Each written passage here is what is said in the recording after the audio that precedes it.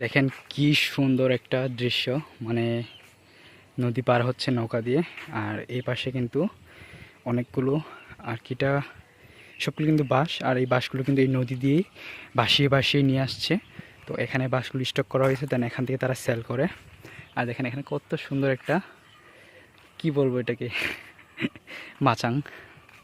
এখানে বসা যায় আর কি, যারা নদী এই থেকে উপারে হবে তারা এখানে একটু বসে বিশ্রাম নিতে পারবে কিংবা নৌকার জন্য অপেক্ষা করতে পারবে। দৃশ্যটা কিন্তু অনেক সুন্দর, আকাশটা কিন্তু মেঘলা আর ফোঁটা ফোঁটা বৃষ্টি পড়তেছে।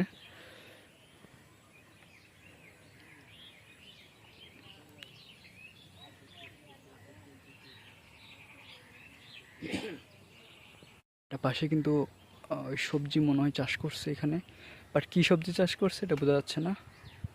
অনেক সুন্দর কিন্তু মেঘলা আকাশ একদম।